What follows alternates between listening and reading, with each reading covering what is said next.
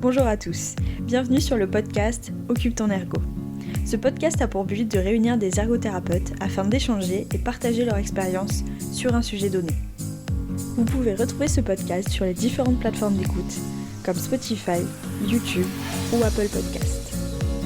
Si vous souhaitez échanger sur le sujet qui a été abordé aujourd'hui, je vous donne directement rendez-vous sur Facebook, sur le groupe privé du podcast Occupe ton ergo. N'hésitez pas à y laisser un commentaire, nous vous répondrons avec grand plaisir. Je suis Marine Dahl, ergothérapeute depuis 2019 et je coordonne ce podcast. J'ai voulu faire un épisode sur la recherche en ergothérapie car pour de nombreuses raisons, le développement de la recherche dans notre profession il est essentiel. Et pour autant, il me semble que le lien avec la pratique sur le terrain il n'est pas toujours évident à mettre en place. Et malgré le fait qu'on sache que c'est important, on est pris par le temps, on se demande où trouver des articles, comment les appliquer. Et puis même en tant qu'ergo, avec notre DE sur le terrain, est-ce qu'on peut participer à des recherches, en produire et comment ? Bref, avec toutes ces questions, j'ai voulu reprendre les bases. Et pour cela, je suis accompagnée de la fabuleuse Clémence Tano. Vous la connaissez peut-être, peut-être pas. J'ai rencontré Clémence à l'UNAE. Donc Clémence, c'était vice-présidente en charge de l'enseignement supérieur. En charge des études, mais voilà. C'était le même principe. Voilà. Je travaillais, autour de... Notre chantier, c'était l'intégration universitaire des formations sanitaires et sociales. C'était assez chouette. Ouais. Et du coup, c'était donc à l'UNAE le mandat 2016-2017 avec Cassandre Lavigne en présidente. Voilà. Et durant ce mandat, vous avez aussi publié un article à Expérience en ergothérapie où je me souviens que tu étais venue présenter devant le congrès ce que vous aviez fait à l'UNAE et c'était super chouette. Oui, c'était très ouf. J'étais très fière de pouvoir présenter un article fait par des petits étudiants dans leur petit asso. Un peu perdu. Énormément d'impact comme asso. Oui, sur un article sur l'impact de la réforme des études de 2010 sur l'ergothérapie. C'était trop chouette. Trop bien. Et du coup, je me suis dit, ce serait chouette d'aller faire un podcast et pouvoir discuter de la recherche. Donc voilà, on va reprendre simplement qu'est-ce que la recherche, quel est son intérêt, comment consulter, comment essayer de déjouer tous les obstacles qu'on a. Et pour finir, est-ce que nous aussi, on peut faire de la recherche et comment on fait ? Alors, c'est quoi concrètement la recherche en ergothérapie et qu'est-ce que ça implique comme travail ? Une recherche en ergothérapie, ça prend plusieurs formes différentes. Ça commence dès qu'on se demande comment améliorer nos pratiques. Et ça peut aller jusqu'à participer à un projet de recherche à grande échelle. En fait, faire une recherche d'article, identifier un problème, quelque chose qu'on a pu voir dans sa pratique, c'est déjà un travail de recherche, c'est déjà une démarche scientifique. Il ne faut pas oublier qu'avant tout, le principe de la recherche, c'est d'interroger ses savoirs, les remettre en question et de chercher à faire progresser et améliorer ses pratiques. Après, c'est sûr que la recherche, comme on l'entend et comme on peut la voir, c'est quelque chose qui est souvent... dans les laboratoires, dans les CHU, ça implique des organismes, donc des institutions, l'INSERM, le CNRS, tout ça. Mais cette recherche qui peut sembler très éloignée de nos pratiques, et qui parfois le sont, elles ont toujours une origine sur le terrain. Il y a souvent un lien qui est de faire améliorer, de pouvoir permettre à la population qui va bénéficier des soins, par exemple en ergothérapie, d'avoir un plus. Et en tant que professionnel, est-ce qu'on ne pourrait pas dire que simplement se former avec le DPC, ça ne suffit pas ? C'est quoi la plus-value de la recherche, l'intérêt ? Et comme tu disais, en fait, souvent on ressent de la distance par rapport à ce qu'on lit dans la recherche et la pratique de terrain. Est-ce qu'au final, la recherche, elle ne s'adresse pas à un public particulier, comme les professionnels, plus les étudiants que les professionnels parce que ça me permet de comprendre la démarche, ou aux ergos qui peut-être continuent leurs études et ont besoin de ressources ? La recherche, elle s'adresse vraiment à tout le monde, mais c'est comme tout le monde n'est pas intéressé ou sensible à la même chose, il y a plusieurs façons d'utiliser la recherche, il y a plusieurs façons de la produire, il y a plusieurs façons de la consulter, et il y a plusieurs façons pour qu'elle rende service. Donc encore une fois, ça dépend de quelle recherche on parle, et la première interrogation, c'est toujours quel est l'objectif de cette démarche, de cette recherche, et là, tu parles des différents professionnels, des différentes personnes que ça pourrait intéresser. Si on parle des étudiants, l'objectif de la recherche et l'initiation à la recherche qui est présente dans le référentiel, c'est avant tout d'apporter un schéma de pensée, une façon pour entraîner l'étudiant à une réflexion critique qui va lui permettre de se poser des questions sur sa pratique et de trouver des ressources. C'est l'étudiant qui est en stage va interroger les formateurs sur pourquoi c'est fait. C'est l'étudiant qui va, une fois qu'il est professionnel, mettre en œuvre cette démarche. D'accord, donc vraiment l'intérêt en fait du mémoire de fin d'études qu'on fait, c'est principalement de structurer une démarche de pensée qu'après nous on pourra appliquer dans notre pratique de terrain. Tout à fait. Ça aide vraiment à avoir cette construction, se dire qu'on s'appuie sur une théorie, qu'on interroge, on essaye de trouver une question qui soit suffisamment spécifique et qui réponde, et on trouve des solutions pour y répondre, et après on interroge notre réponse. Quand on est formé à la recherche, à cette réflexion, ça nous permet d'être aussi autonome et indépendant comme professionnel, puisqu'on devient capable d'identifier un problème, de rechercher les éléments pour y répondre. Pour des choses assez pratiques, pour une technique de thérapie spécifique ou une situation problématique dans le travail. C'est pas nécessaire d'avoir un cours dessus pour avoir la solution. Si on se rend compte qu'on manque de connaissances ou qu'on sait chercher, on sait où chercher la solution, en fait le problème c'est vite réglé. Donc en fait la démarche de recherche elle te rend réellement autonome en tant que professionnel, et c'est ce qu'on a en fait, c'est à quoi la formation en ergo, même d'autres formations, sont censées nous former pour pouvoir nous rendre de meilleurs professionnels. Oui, ouais. C'est vraiment en plus toute la réflexion de l'ergothérapeute. Moi je trouve qu'il y a beaucoup de liens à faire où on est en tant que professionnel auprès des patients, des personnes, des résidents, on n'est pas là pour faire à leur place, on n'est pas là pour leur donner. Et finalement, dans les instituts, les formateurs, ils sont pas là pour nous donner la thérapie clé en main. En fait, ils sont là pour nous dire qu'il y a des choses qui existent et nous dire comment trouver d'autres choses, des données plus probantes, des choses un peu plus spécifiques, parce que si on a un cours sur tout... Okay. C'est compliqué d'avoir un cours sur tout ce qui existe en ergothérapie actuellement. Ok. Et donc après, quand tu as acquis cette démarche, en tant que professionnel, après c'est quoi l'intérêt de continuer, tu vois, à toujours consulter cette recherche? Pour les ergothérapeutes, en tant que professionnel, ça permet vraiment d'améliorer sa pratique, de s'appuyer sur des savoirs, l'evidence-based practice, ou les pratiques probantes. C'est s'assurer quelque part que l'action qu'on a, elle a une réelle utilité pour le patient. Les pratiques probantes, c'est pas nouveau, c'est quelque chose qui existe déjà depuis des années, que les médecins utilisent beaucoup. C'est un terme pour dire que ce qu'on fait, on sait que ça fonctionne, on sait que ça apporte du mieux au patient.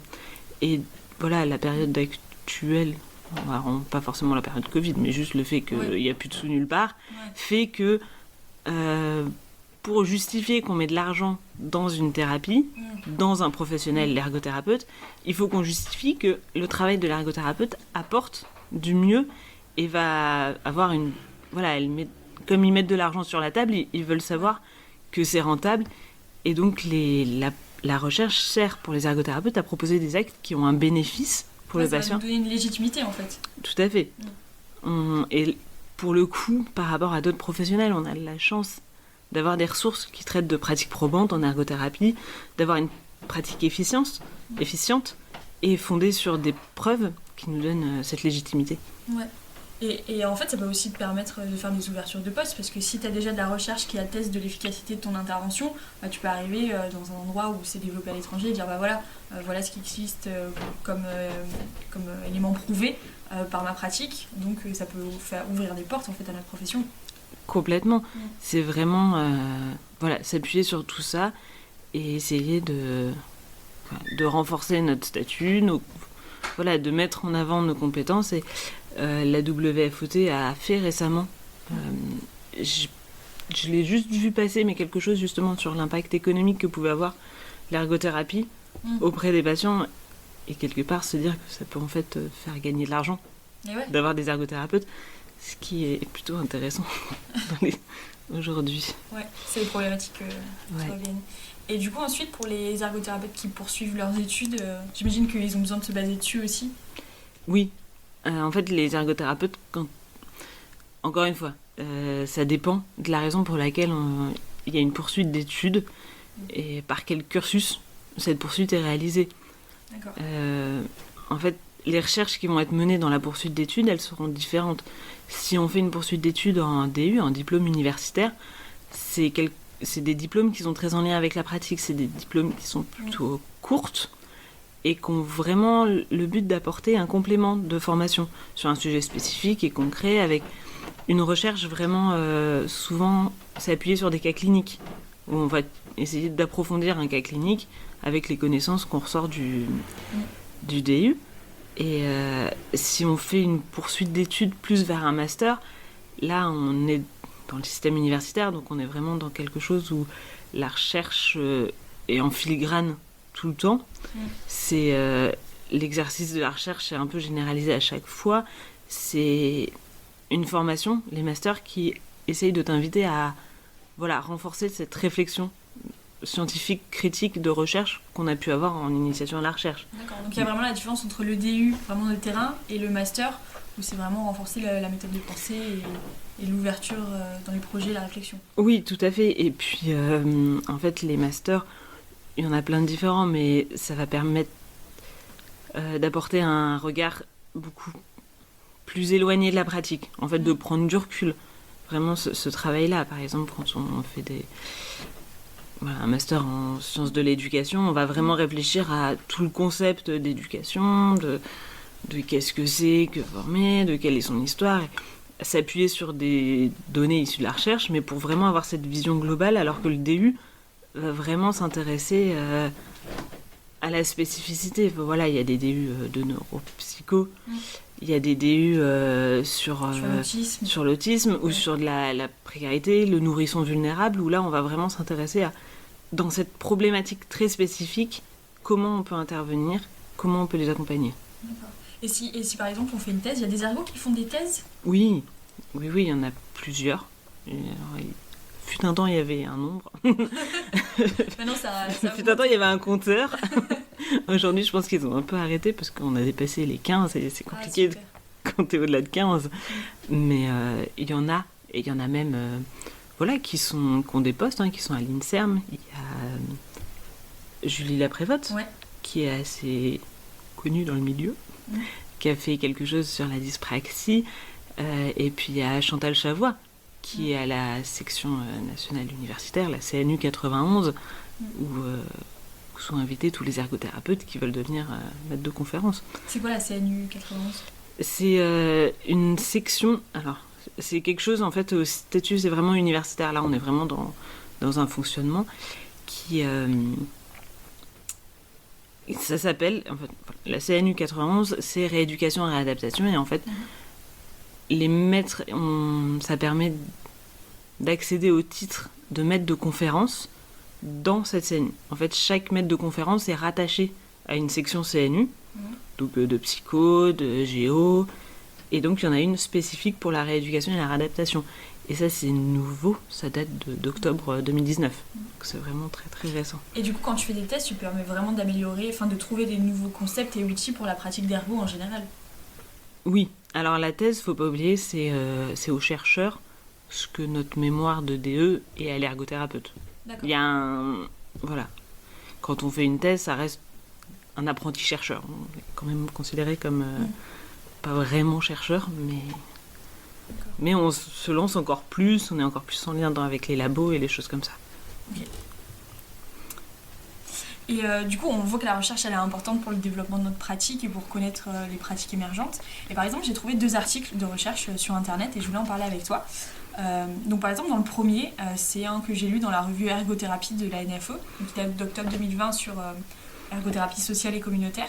Et en fait, ça présente une équipe mobile psychiatrie, précarité, où il y a un ergothérapeute qui intervient.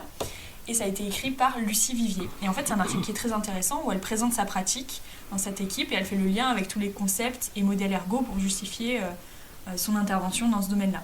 Et à l'inverse, c'est un autre article qui lui est en anglais.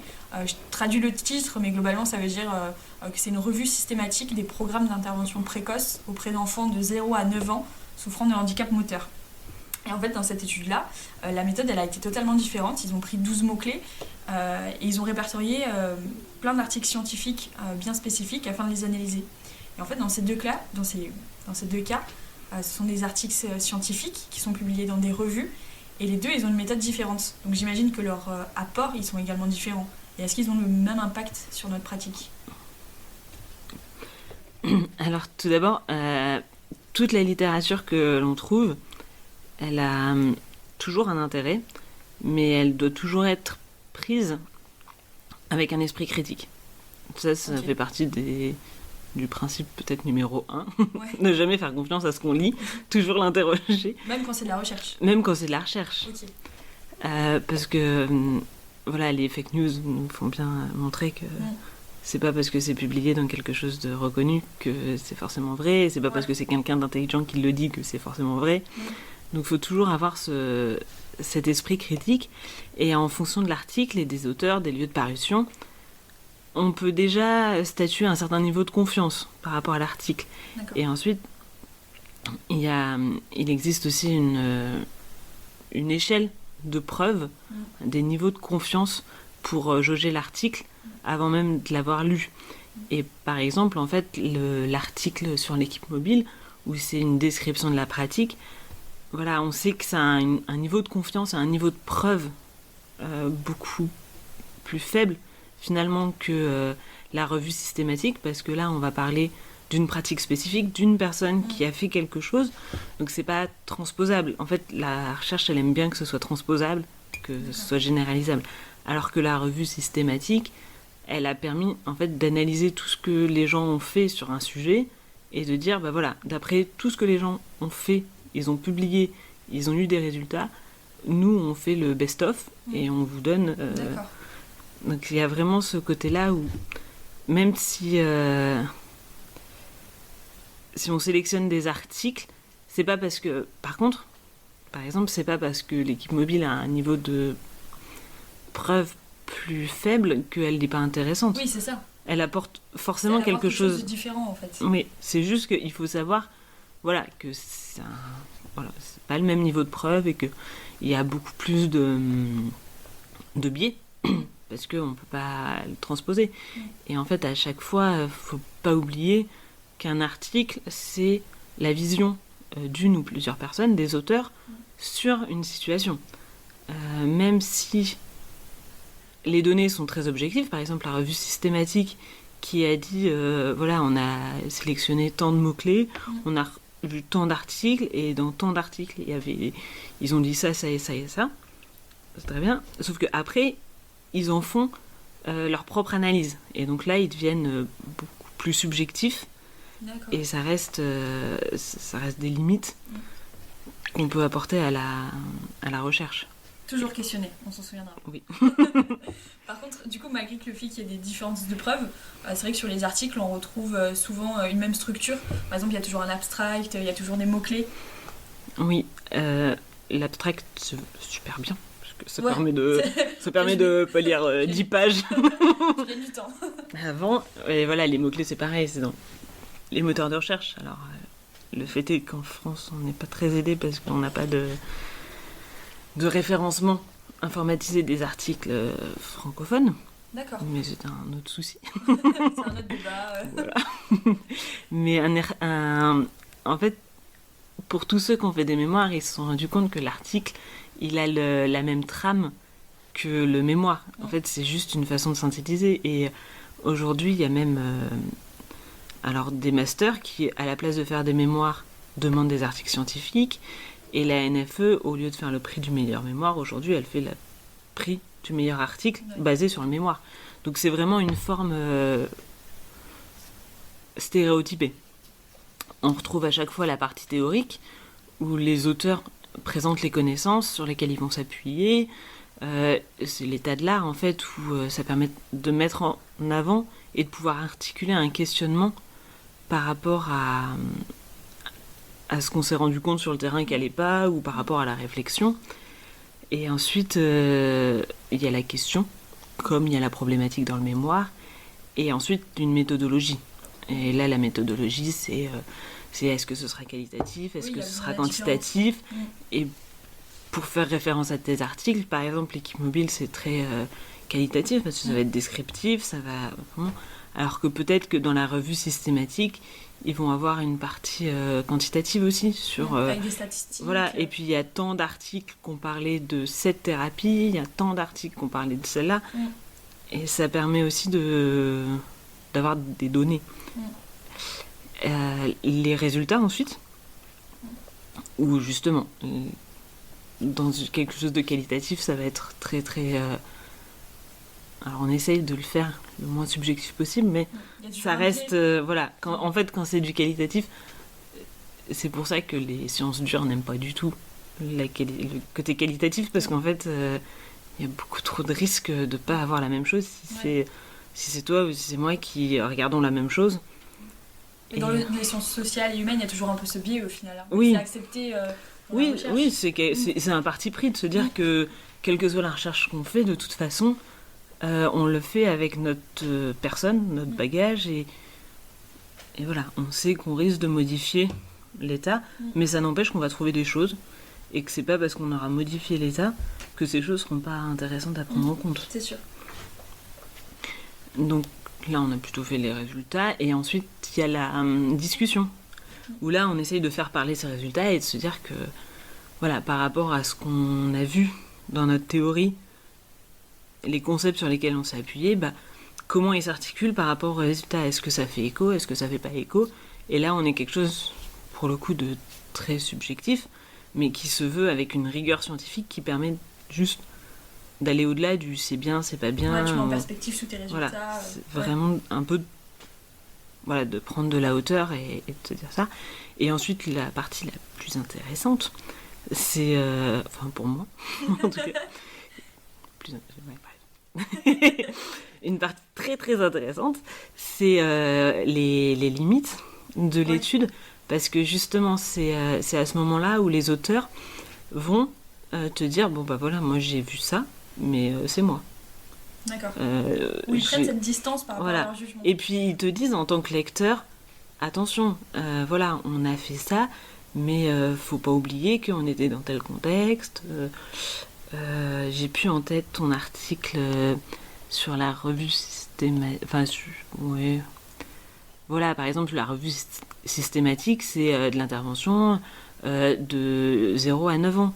Donc, par exemple, ils vont te dire, mais attention, on a pris un âge très large, donc on peut avoir quelque chose de très large, et peut-être que, en fait, de 0 à 3, c'est pas pareil que de 3 à 6, et que de 6 à 9, c'est encore différent.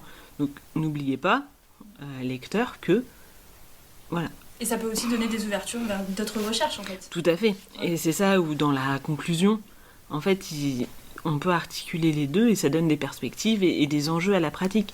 Soit pour aller vers quelque chose, pour approfondir les résultats, en disant, du coup, sur les 3-6, c'est comment? Soit pour se dire, mais en fait, après 9 ans, il se passe quoi? Ou alors, en fait, si c'est pas de l'intervention précoce ou l'équipe mobile, si c'est fait différemment, quel résultat on aura? Voilà. Ouais, je suis d'accord. C'est très riche. Et je revenais sur la première partie, la revue de littérature, la bibliographie. Je pensais à plusieurs noms.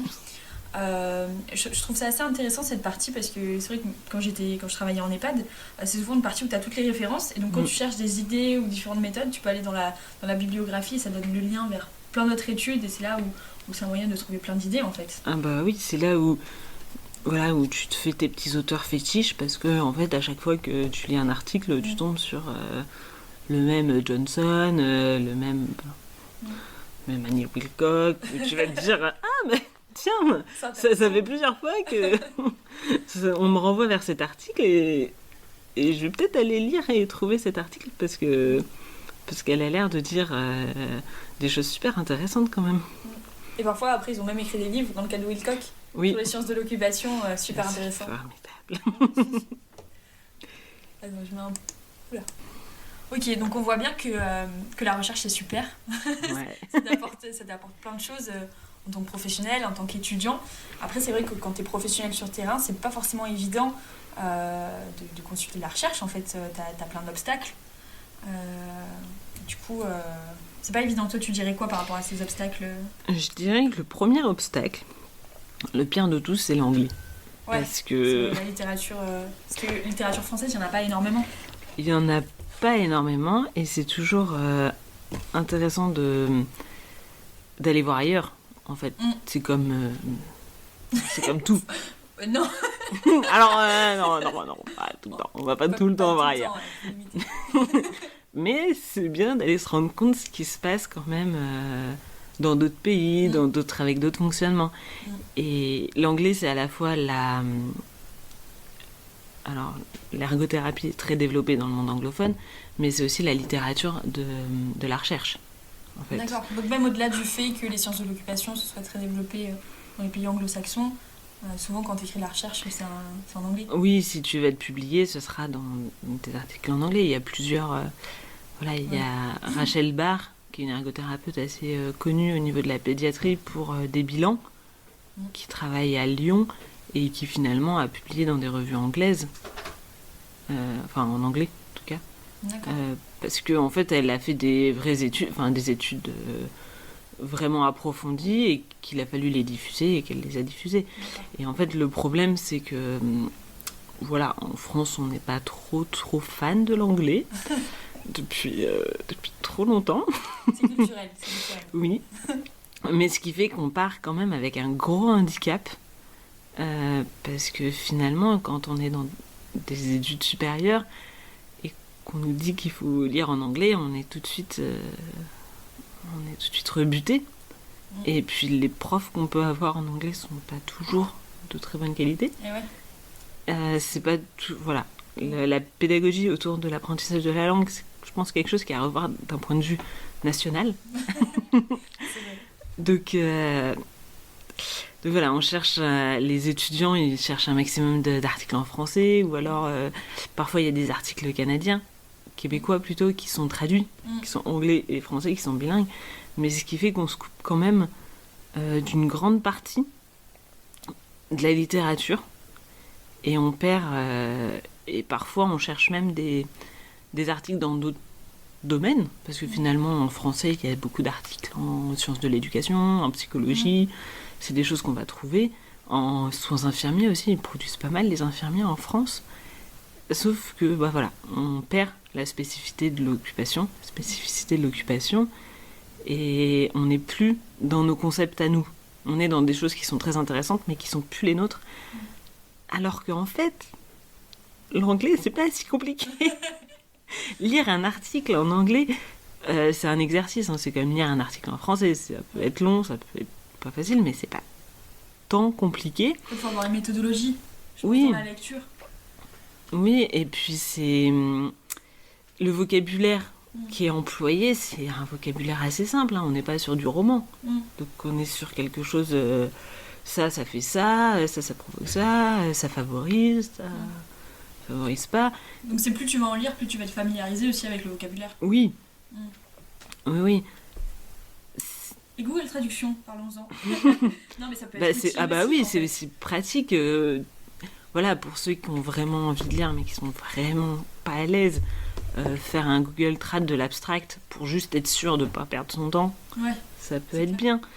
Et lire en anglais, en fait, ça change vraiment beaucoup la façon de voir les concepts, la façon de comprendre. Ça apporte une autre perception du souci. Par exemple, moi, quand j'ai fait mon DE, j'ai parlé des sciences de l'occupation. C'était avant que Marie-Chantal sorte la traduction de Doris Pierce. Et donc voilà, la littérature française sur les sciences de l'occupation avant 2016... C'est pas fréquent. Il y avait. Même au Canada, il y en avait un peu peut-être au Canada. Il y avait un petit peu, mais voilà, moi je me suis aussi intéressée à toute l'histoire des sciences de l'occupation et tous ses fondements. Donc voilà, j'ai beaucoup cherché, j'ai beaucoup regardé autour des articles anglophones, et c'était vraiment formidable parce que à l'époque, les sciences de l'occupation, c'était encore appelé sciences de l'activité humaine. D'accord, avant ça s'appelait comme ça. Oui, en fait, dans le référentiel de formation, la fameuse UE 3.1 S1, c'est sciences de l'activité humaine. D'accord. Et en lisant les articles, je me suis rendu compte qu'en fait, on ne pouvait pas appeler ça des sciences de l'activité humaine. C'était le terme occupation qui devait primer parce qu'en fait, ce concept-là porter tout un tas de choses avec lui. Quand on lit la littérature, on se rend compte que ça englobe beaucoup de choses et qu'en fait l'activité humaine, en France, c'est pas du tout incarné, ça n'a pas du tout été enrichi. Une fois qu'on l'a mis dans le référentiel, on l'a pas du tout enrichi derrière.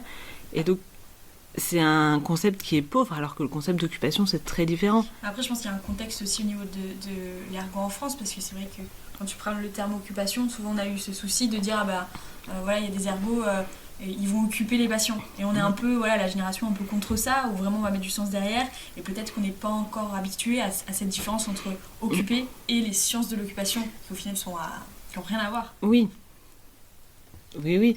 Mais en fait, c'est un choix à faire et j'en avais discuté justement en fait avec Marie-Chantal Morel-Brac parce qu'on avait partagé ça en ayant lu, en fait, en ayant eu toutes les deux cette connaissance sur toute la littérature.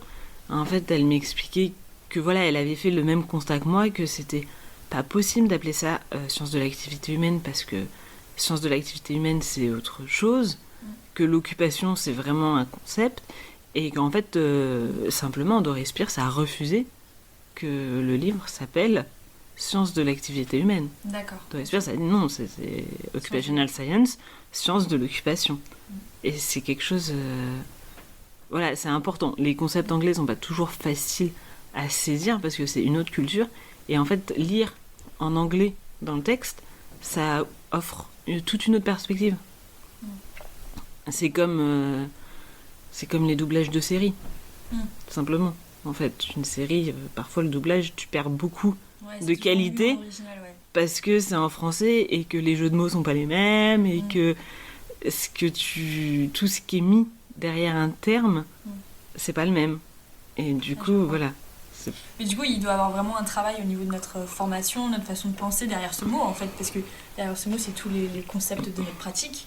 Du coup, ça a un intérêt et dans notre formation...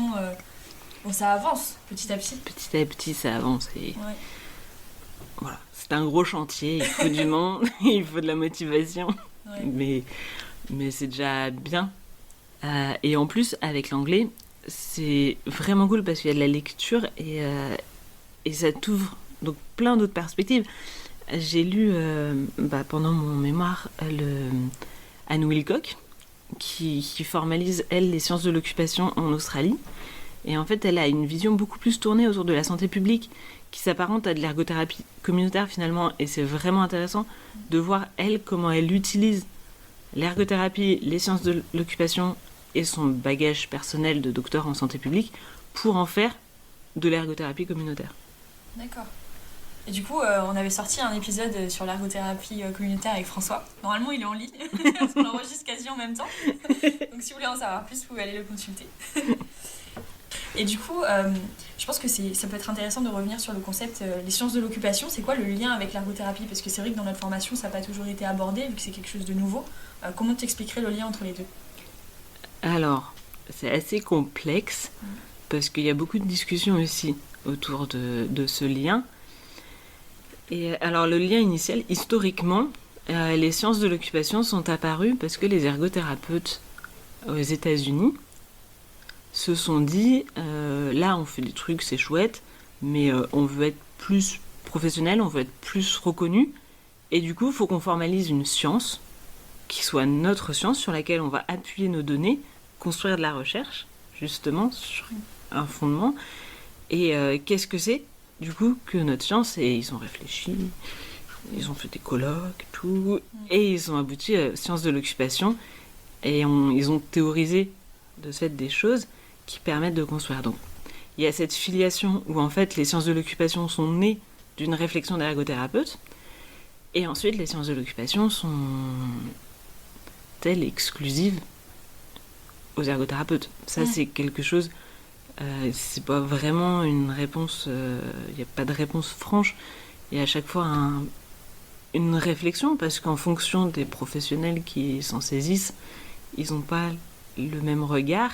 Et voilà, Anne Wilcock en Australie, qui a découvert cette science, mais qui a un bagage d'ergothérapeute, certes, mais aussi de docteur en santé publique, a vu dans les sciences de l'occupation quelque chose de complètement universel et vraiment une science au service de la santé, enfin une science qui dit que l'occupation est au service de la santé, donc qui peut être accessible à tous et il suffit d'avoir une licence quelconque pour faire un master en sciences de l'occupation derrière. Et par exemple, le journal of Occupational Science, il demande pas à ce que ce soit des ergothérapeutes qui publient. C'est n'importe qui a des connaissances en sciences de l'occupation. D'accord. Et du coup, l'ergo, il serait le professionnel qui va un peu mettre en pratique ces sciences auprès de la population. Oui. Ok. Voilà. Après, Après, c'est encore en discussion, j'imagine. Oui. Et puis, est-ce qu'on peut pas se dire que les assistantes sociales n'utilisent pas aussi des sciences de l'occupation ? Est-ce que dans certaines pratiques infirmières, il n'y a pas cette réflexion autour de l'occupation ? Est-ce que les médecins... voilà. Il y a plein de questions de se dire, est-ce que ça nous est réservé ? Est-ce qu'on met une chasse gardée sur cette science et que c'est que la nôtre et voilà ? Ou est-ce que c'est quelque chose d'ouvert comme la psychologie ? D'accord. Il y a les psychologues qui utilisent la psychologie au service de patients, et il y a le psychologue du travail, et il y a le psychologue de l'éducation nationale, et il y a... Voilà, enfin je crois que l'éducation nationale, je ne sais pas s'ils sont forcément cliniciens. À voir. Mais voilà, l'idée, ou alors par exemple, voilà, nous dans notre formation, on a fait de la psychologie. On s'est appuyé sur cette science aussi pour construire notre pratique. D'accord. Donc, c'est quelque chose... Voilà. C'est quelque chose où il y a encore des questions en suspens, et c'est justement en lisant de l'anglais qu'on aura les réponses en avant-première, parce que c'est peut-être eux qui sont en train de démêler un peu tout ça. Ou en tout cas, je pense qu'ils ont refusé de démêler et qu'ils se sont dit que ce serait à l'appréciation de tous. Enfin, de chacun. Vraiment en se disant, on vous met ça sur la table, vous prenez ce que vous voulez, vous en tirez ce que vous voulez. De toute façon, c'est une science. Ça a été formalisé comme une science, donc elle va vivre. Maintenant, vous la faites vivre, que vous soyez ergothérapeute, que vous soyez psychologue. C'est beau. Faites vivre la science et apportez des connaissances différentes. Enfin, la théorie du flow, je n'oserais pas prononcer son nom, mais il n'est pas ergothérapeute. Ouais, d'accord. Et pourtant, c'est quelque chose qu'on utilise, c'est un concept... Alors, il a aidé à la théorisation des sciences de l'occupation, par exemple. Ok, il a participé. Monsieur. Il a un nom compliqué ? Oui. Tu sais, c'est... Ok, on l'écrira en description. Oui, oui, ça, parce que franchement, c'est pas évident. D'accord, non mais je pense que c'était une aparté intéressante parce que c'est pas forcément évident. Si on revient sur nos obstacles à la consultation de la recherche, c'est vrai que encore une fois sur le terrain, l'accessibilité aux revues, c'est vrai que c'est quelque chose de pas évident. À la fois sur internet, souvent c'est payant. Les revues papier, c'est aussi assez onéreux. Est-ce que tu as des solutions pour nous, Clémence ? Alors, pour accéder à la recherche, c'est sûr qu'il y a des choses qui sont en libre service, en libre accès. En général, c'est des choses qui sont anciennes. Il y a des journaux spécifiques en ergothérapie ou en sciences de l'occupation qui ont des archives, ou alors sur une revue papier qui ont un article accessible à tous. Donc, il ne faut pas hésiter à aller regarder, déjà. Moi, j'utilise pas mal Google Scholar parce qu'il te met directement si c'est accessible ou pas. Ouais. Ensuite, voilà, sinon on s'abonne. Dans le cadre d'une institution, ça peut être intéressant de faire un abonnement institutionnel. Je pense par exemple à Ergothérapie, qui finalement est la revue française qui diffuse des choses. Il y a un abonnement institutionnel et on peut s'imaginer que s'il y a 3-4 ergots dans l'institution, ça peut être quelque chose facilement négociable avec l'institution, de se dire qu'on s'abonne. Quand on est dans des structures comme des hôpitaux universitaires, en général, il y a des abonnements aussi à certaines revues. Pour être sûr que ce soit des revues d'ergo. Mais c'est toujours intéressant. Et puis on ne sait jamais, on peut demander. Ça peut se demander, en fait, vous ne voudriez pas vous abonner ? Alors c'est souvent très cher, mais ça vaut le coup d'essayer, Voilà. Et il y a d'autres choses, PubMed, Kern, qui ont certains articles qui sont en accès libre. Les étudiants ont beaucoup de ressources aussi. C'est vrai, dans notre IFE, nous on avait énormément d'articles et c'était super chouette. Et d'ailleurs, j'étais à l'IFE de Montpellier et si on habite toujours autour de Montpellier, on a la possibilité d'aller récupérer des articles et ils sont OK pour nous les prêter tant qu'on s'inscrit sur la liste. Enfin, il y a encore des moyens, je pense, avec les IFE d'aller consulter. Oui, je pense qu'ils sont pas avec les bibliothèques universitaires. Moi, j'étais à Lyon et je pense que alors, entre le Covid et le Vigipirate, je suis pas convaincue que je puisse accéder à la BU de Lyon aussi facilement aujourd'hui. Mais on imagine que le Covid et le Vigipirate, ça me nuit. Je pense pouvoir aller dans la BU, feuilleter des ouvrages, au moins ça. Et parfois, les IFE, ou en tout cas, quand à Lyon par exemple, il y avait beaucoup, on a été très abonnés à des revues ergo d'un peu partout. Et ça, c'est très chouette. Donc, si vous recevez des stagiaires, n'hésitez pas à leur demander. Alors, peut-être leur demander les codes, c'est un peu violent. Mais si vous avez 2-3 articles sous le coude que vous n'arrivez pas à chercher, à trouver, bah, demandez-leur si avec leurs accès, ils peuvent pas le faire. Et puis, bon, voilà, il y a aussi l'accès illégal au site Sci-Hub qui permet de pirater. Pas très légal, mais c'est une façon comme une autre d'avoir accès à la recherche. C'est pour la promotion de l'ergothérapie, c'est important, donc on fait avec ce qu'on a. Mais c'est illégal, je pense qu'il faut le rappeler, comme l'abus d'alcool et tout ça. Faut le dire. Après, il y a un moyen plus légal aussi, c'est éventuellement de contacter l'auteur. On nous avait recommandé ça, nous. C'est possible, et puis en général, ils sont accessibles et on ne paie rien à écrire un mail. Et c'est toujours chouette, en fait, ça fait du réseau en plus. Contacter l'auteur, lui dire qu'on a vu qu'il travaillait sur ce sujet, qu'on était très intéressé. Voilà, on peut aussi lui expliquer qu'on n'a pas accès à la revue ou choses comme ça. Est-ce que ça le dérangerait, s'il vous plaît? Voilà. Parce que c'est trop intéressant. Voilà, je pense que les auteurs, en général, ils sont assez contents aussi que des gens cherchent à lire leur travail, que des gens s'inspirent de leur travail. Moi, je l'ai fait, j'ai contacté un auteur, c'était pas pour un article, c'était plus pour une traduction, pour savoir si elle était d'accord qu'on traduise son travail. Et elle a été ravie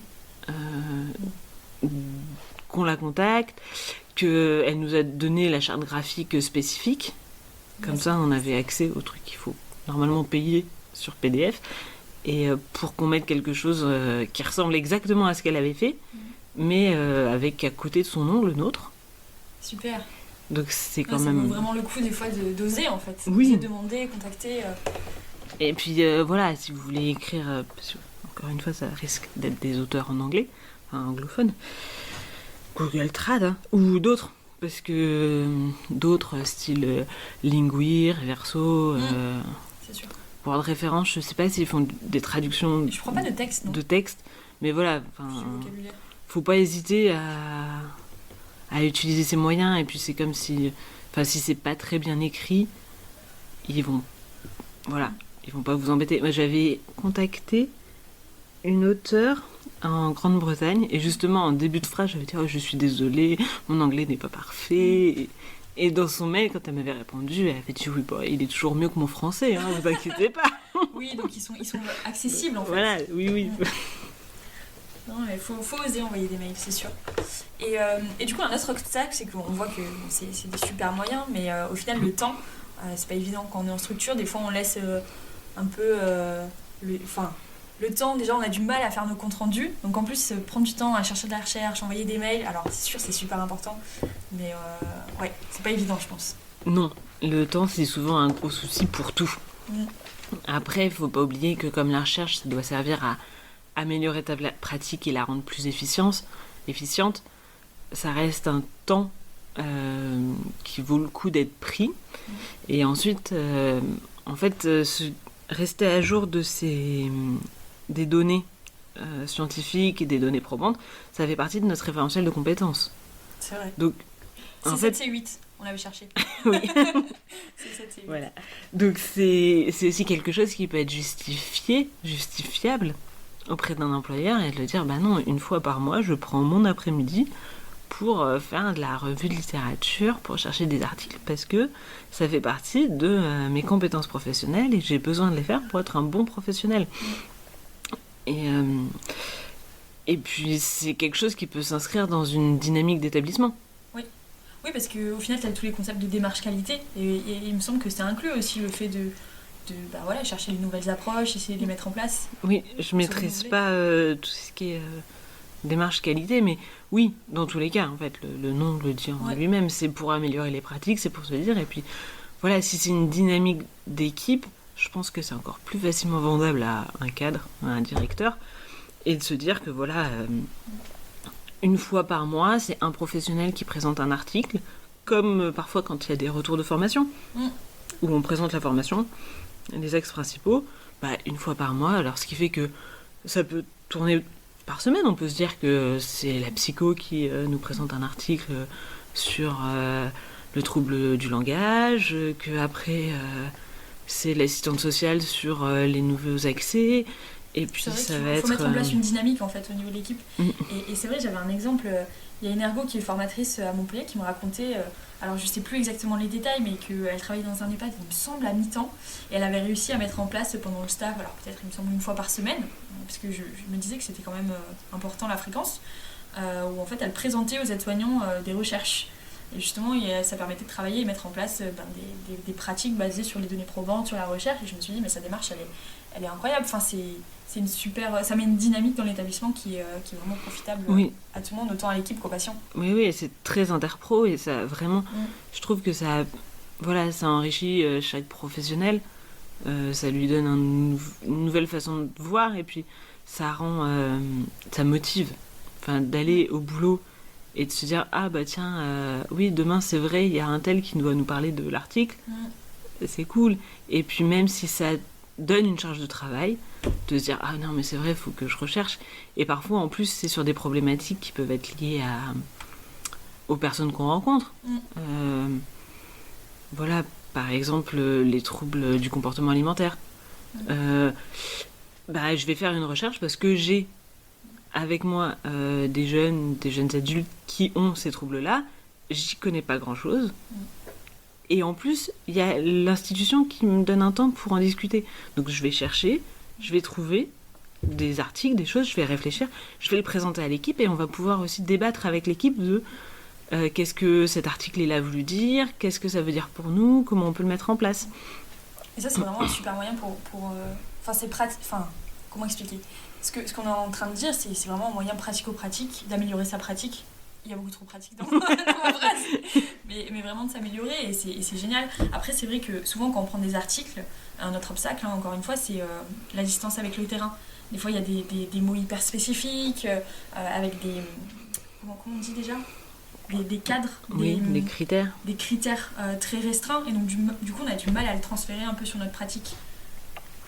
Faut pas oublier qu'en fait, cette restriction de critères et le fait que, par exemple, ça ne concerne que les personnes âgées entre 78 et 82 ans et demi, qui ont un MMS à temps ou temps, voilà, c'est ce qui permet aussi de juger de la qualité, parce que la recherche, elle cherche...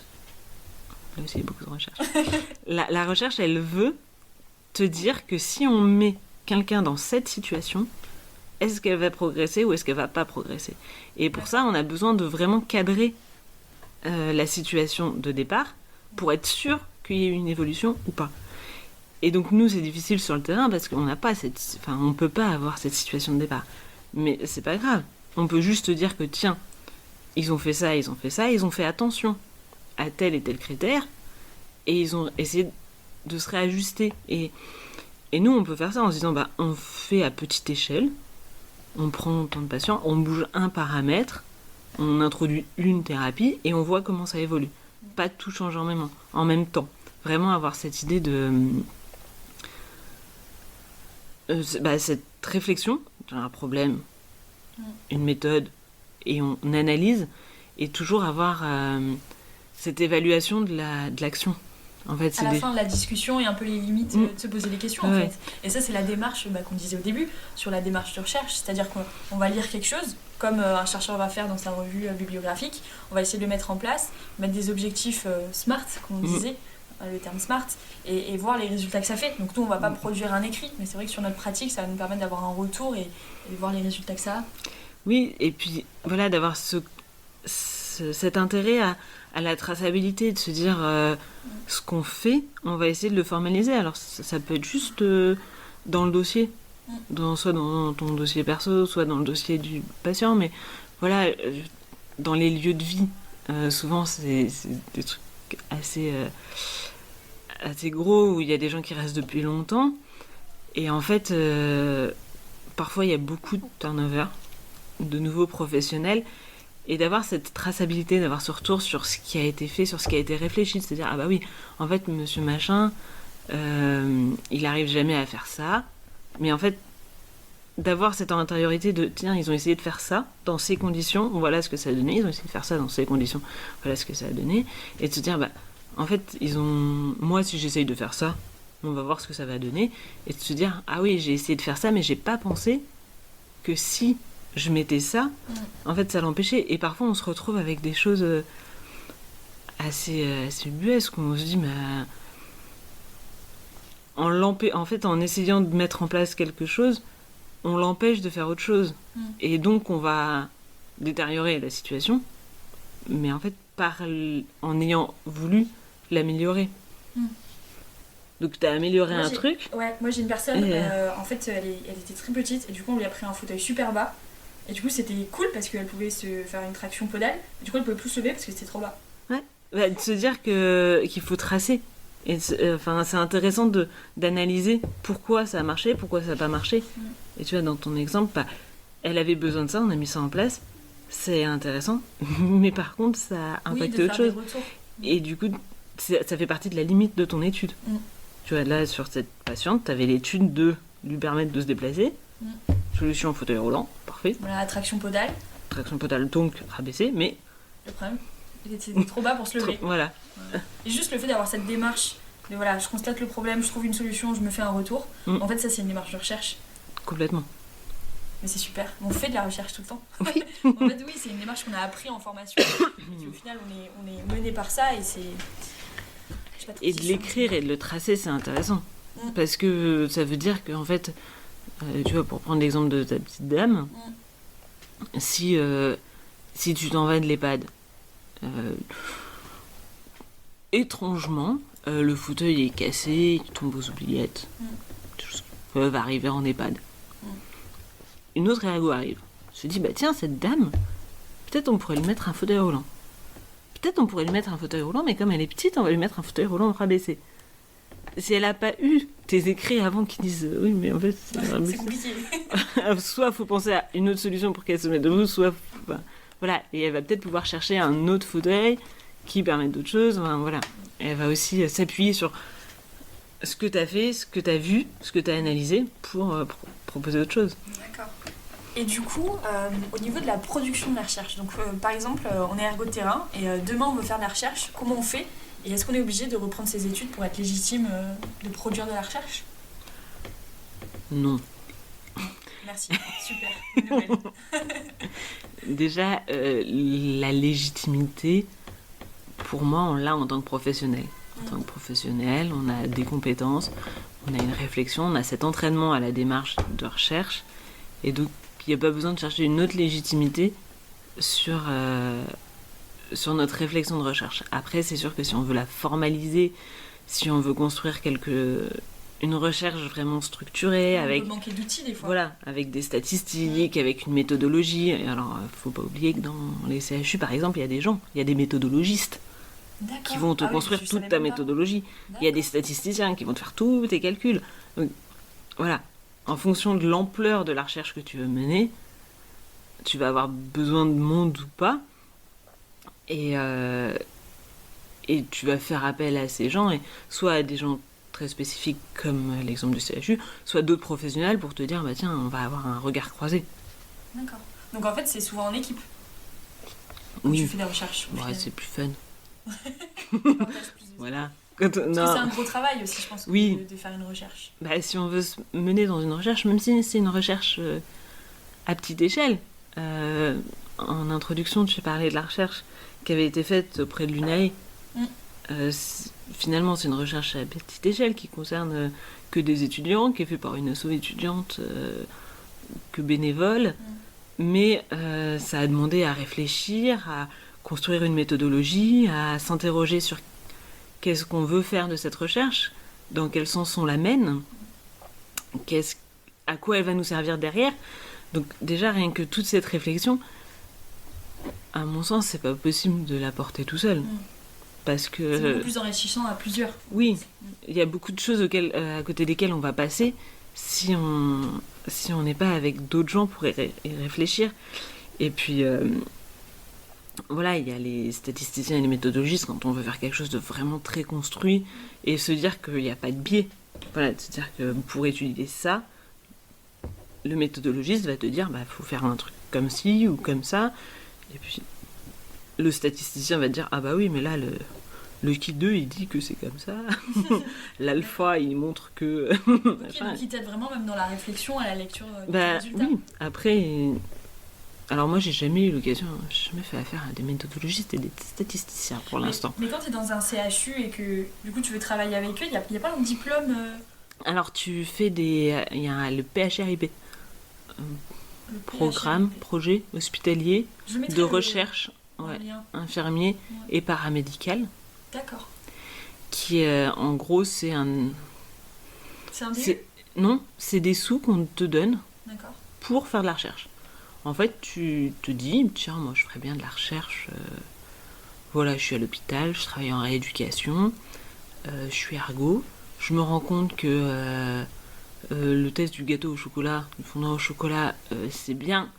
Mais peut-être que si on faisait un test autour du pot-au-feu, voilà, c'est venu. Ce serait intéressant. Tu essayes de motiver ça. Alors là, on est à l'hôpital, donc il faut un médecin. Tu construis tout un projet où tu vas vraiment expliquer toute la démarche.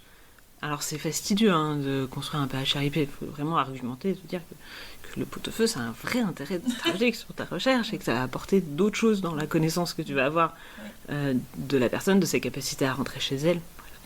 Tu dis à quel point c'est important.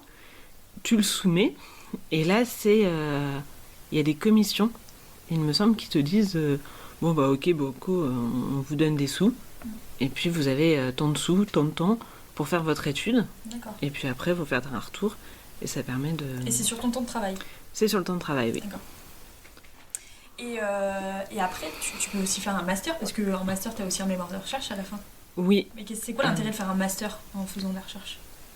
C'est vraiment, à mon sens, de pouvoir aller plus loin.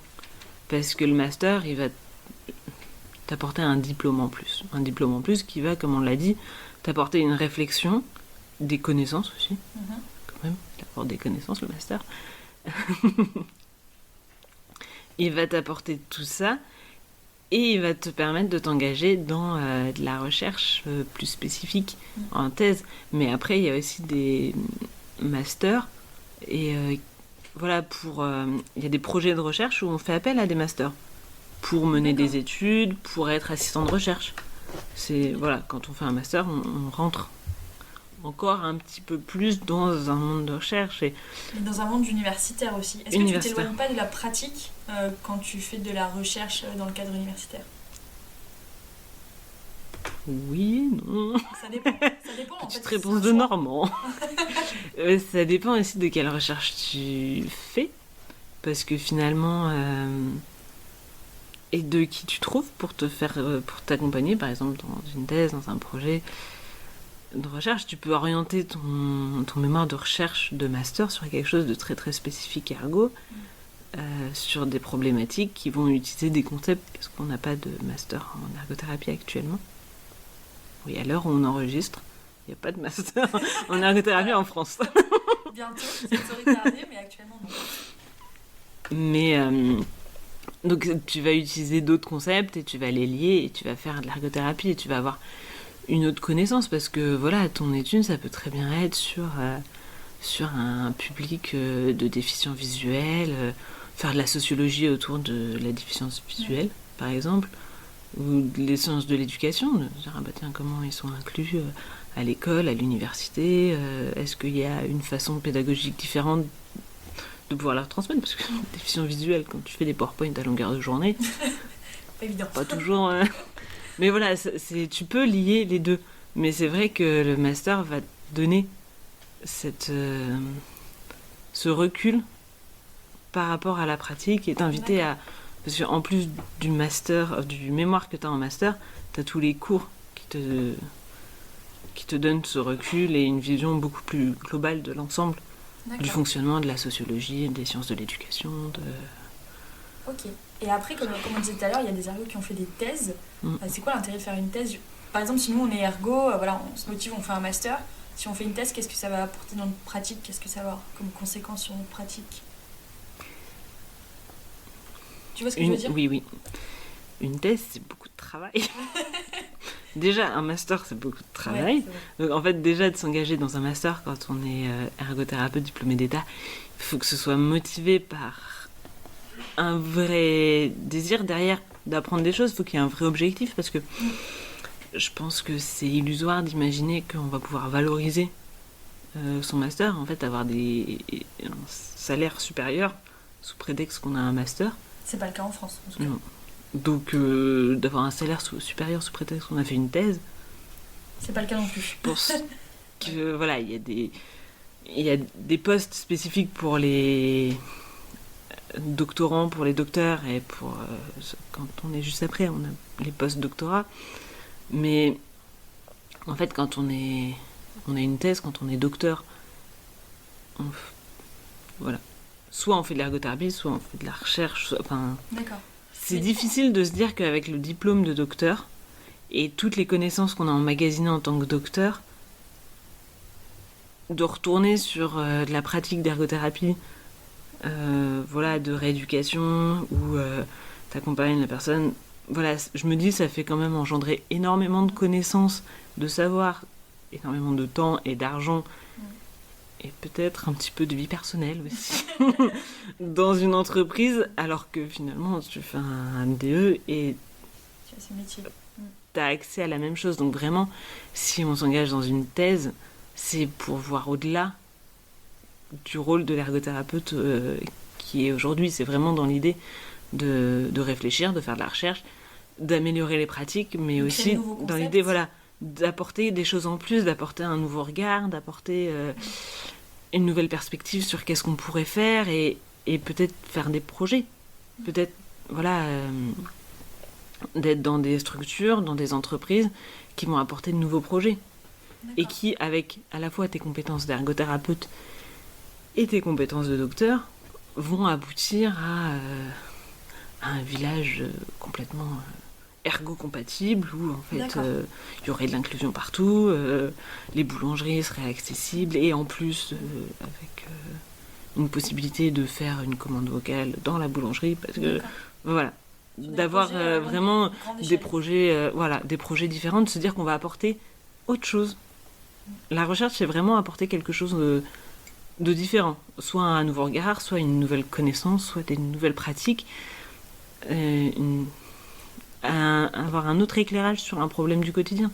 Se dire qu'en fait, l'occupation, c'est bien pour ça, mais se dire que si les SDF ils sont dans la rue, c'est pas juste parce qu'ils n'ont pas de travail. C'est pas juste parce qu'ils n'ont pas de logement. C'est parce qu'il y a aussi tout un équilibre occupationnel qui s'est construit et qui doit être transféré et transférable dans d'autres conditions pour qu'ils investissent un logement, pour qu'ils investissent un emploi, qu'il y a tout un côté de relations sociales qui est différent, qui doit être réfléchi et pensé. Et moi, je trouve que pour ça, notre regard d'ergothérapeute et l'apport des sciences de l'occupation permet vraiment de se dire ça. Et je pense que... Après, au-delà du fait que ça permet aussi, quand tu fais un master ou un doctorat, de faire évoluer ta pratique, de créer de nouveaux concepts, ça te permet aussi d'enseigner l'ergothérapie. C'est-à-dire que quand tu fais un master, tu peux enseigner au grade licence.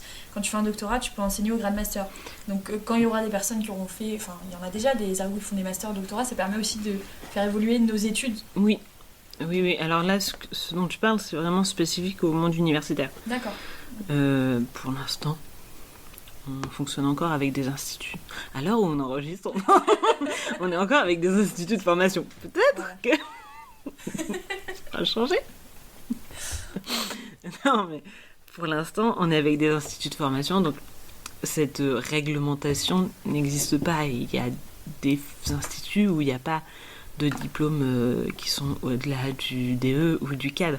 Alors, je pense qu'il n'y en a plus beaucoup, mais il y en a encore. Et c'est vrai que ça permet vraiment d'améliorer les pratiques, de se fonder sur des preuves et de se dire qu'on va diffuser un autre enseignement. L'université fonctionne comme ça. Il y a beaucoup de doctorants, donc de personnes qui commencent leur thèse, qui font des cours, en fait, qui travaillent. Et c'est un peu un cercle où, en fait, on enrichit. L'université permet d'enrichir les étudiants qui vont apporter des nouvelles pratiques sur lesquelles on va pouvoir faire des recherches et réfléchir, apporter des limites, des choses comme ça, et qu'on va pouvoir diffuser et qu'on va pouvoir faire progresser. D'accord. J'ai pas de fin. En fait, voilà, c'était la recherche. C'était la recherche en ergothérapie. Donc au final, si on résume, la recherche, elle est intéressante à toutes les échelles, autant à la fois quand t'es étudiant, quand t'es professionnel, dans l'action d'en consulter et aussi d'appliquer cette démarche dans ta pratique, c'est-à-dire d'identifier un problème, de mettre en place une solution, de te faire un retour si c'est efficace ou pas et d'en avoir des conclusions. Et puis au-delà du fait aussi que la recherche, quand on continue sur du niveau master, doctorat, ça fait évoluer nos pratiques. Donc c'est vrai que c'est quelque chose de très important dans plusieurs... en ergothérapie, mais aussi dans plusieurs sciences. Oui. Oui, c'est vraiment... La recherche, c'est un fonctionnement qui bénéficie à tous. Et, il faut peut-être sortir aussi du stigmate de c'est long, c'est compliqué, il y a de la distance avec le terrain. Certes, il y en a, mais je pense qu'on peut trouver des choses. Il y a du bon partout. Et on peut tirer du bon de ça. Et c'est ce qui permet de faire évoluer notre pratique, faire connaître notre métier, qui est aussi un des grands enjeux. Bah oui, de le faire valoriser.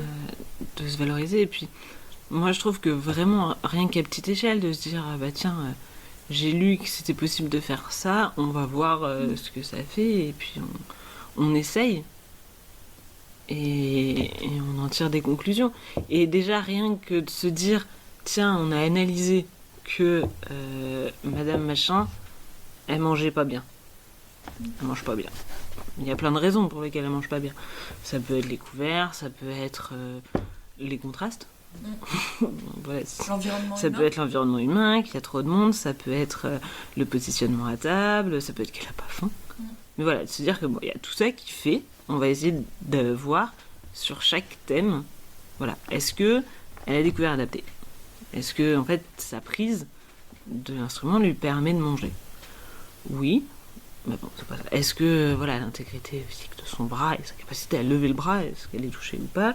Est-ce que si on enlève du monde, est-ce que si on la met toute seule à table, elle mange mieux ou pas? Ou est-ce que si on la met avec des gens, elle va plus manger? Vraiment de se dire, il y a plusieurs facteurs qui vont faire qu'une personne agit, et nous on va essayer de voir comment agir sur ces facteurs pour que la personne soit mieux.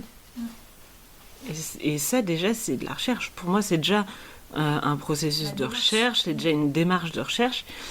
Et ce qui fait que si un jour on demande à quelqu'un d'écrire un article, ça peut être...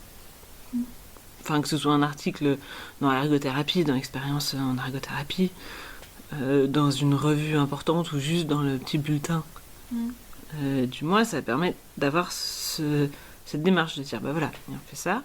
Alors peut-être ça n'a pas marché avec Madame Machin parce que on l'a mis à une table, mais du coup, en la mettant à une table, on a changé sa disposition par rapport à la fenêtre. Voilà. Et en fait, elle aimait beaucoup regarder par la fenêtre. Enfin, voilà, se dire, ah bah oui, mais en fait, entre-temps, il y a un tel qui est décédé, alors peut-être c'est ça qui a joué sur... Et c'est une démarche qu'on a en tant qu'ergo et qui est importante à appliquer, en tout cas pour notre rigueur professionnelle. Oui, et qui fait évoluer, et qui nous... Moi, je trouve que ça nous rassure aussi beaucoup. En fait, ça nous offre un cadre sur lequel on peut s'appuyer. Parce que si on nous dit, non mais toi, de toute façon, tu fais un peu... tu fais tes cubes, là, tu joues au dé... Voilà, tu dis, bah non, parce que... Alors ça, on l'a déjà en tête de dire non, parce que vous savez, quand on joue au dé, on fait pas que lancer des dés. Mais c'est aussi, en fait, j'ai vu qu'il y avait ça, j'ai vu que si je lui proposais ça, elle disait non, donc j'essaye autre chose. Voilà. De réelles conclusions et une réflexion derrière. Et je me suis rendu compte qu'en fait, quand elle faisait les dés, elle s'investissait beaucoup plus dans tel truc. Et c'est pas de l'occupationnel, mais ça a un sens au niveau de l'occupation. Oui, ça a vraiment un pouvoir. Enfin, c'est Doris Pierce qui parle de ça, je sais plus... Merde, j'ai le bouquin là-bas. Mais vraiment du pouvoir de l'occupation. Ouais. The power of occupation. Ouais. Le pouvoir thérapeutique de l'occupation, oui. D'ailleurs, ma question finale, ce serait quel est selon toi l'avenir de la recherche en ergothérapie en France ? Vous avez 4 heures. Ouais, il est beau. Et je pense qu'il sera peut-être un peu long à mettre en place. Parce qu'en fait, cette CNU, elle s'intéresse à la rééducation et à la réadaptation. Donc ça veut dire qu'aujourd'hui, en tant qu'ergothérapeute, si on veut faire de la recherche, on est fortement invité à la faire en rééducation et en réadaptation. Ce qui quand même nous coupe un sacré pan de nos capacités de recherche. Donc, à savoir si on continue d'investir ce champ, mais je pense qu'il faut qu'on continue d'investir la rééducation et la réadaptation. Mais peut-être qu'on peut investir d'autres champs et savoir comment on peut le faire. Comme par exemple les sciences sociales. Ouais. Les sciences sociales qui sont assez propices. Mais voilà, est-ce qu'un jour il y aura une CNU sciences de l'occupation ? Ce serait formidable. J'aimerais beaucoup. Et qu'on ait des docteurs en sciences de l'occupation en France. Ouais. Ça, ce serait quand même formidable, plutôt qu'on ait des maîtres de conférences en rééducation et réadaptation. Alors on peut avoir les deux. Mais c'est une évolution qui va mais d'avoir, ce serait vraiment formidable. Donc je pense qu'il y a vraiment beaucoup de choses à faire. Qu'on est, je sais pas si on peut parler de génération, mais on est quand même beaucoup d'ergothérapeutes à vouloir s'investir, à vouloir faire progresser. Oui. On est très dynamique. Ça, c'est quelque chose qu'il faut pas négliger. Notre génération, ça fait une dizaine d'années, je pense que les ergothérapeutes ont envie que ça évolue. Même avant. Oui, et puis je trouve que par rapport à d'autres professionnels, on a vraiment ce côté déjà débrouillard, de se dire c'est pas grave, on a 3 bouts de chandelle et on va faire quelque chose. Et cette envie de le faire et de bien le faire. Il y a d'autres professions qui vont avoir beaucoup moins ce désir d'aller, de mettre en avant. Et c'est... Donc voilà, moi je trouve qu'on a cette chance. Alors, c'est une chance, mais parfois ça veut dire qu'on part un peu dans tous les sens et qu'on n'a pas non plus le but est de fédérer. Voilà, mais déjà qu'on ait envie, qu'on ait ce désir de faire progresser notre pratique, de faire reconnaître toutes les compétences et de se dire qu'on peut apporter tellement à tellement de monde et de tellement de manières différentes. Voilà, c'est déjà un plus, c'est déjà chouette. Et donc, je pense que l'avenir de la recherche en ergothérapie en France, il peut être beau, mais il va falloir y travailler. C'est vraiment... on est prêt. Je pense que tout le monde est prêt. Très belle fin. Très belle fin de podcast. Clémence, merci beaucoup. Merci pour toutes ces informations, ce partage. C'est un plaisir, Marine. Je suis ravie que tu m'aies proposé ce podcast. Je suis ravie de l'avoir réalisé avec toi. J'espère qu'il y a des gens qui trouveront un intérêt et qui trouveront peut-être des réponses aussi. Si vous avez des questions, n'hésitez pas en commentaire ou à nous envoyer un message. C'est vraiment un plaisir aussi de... Je serais ravie. Alors à très vite.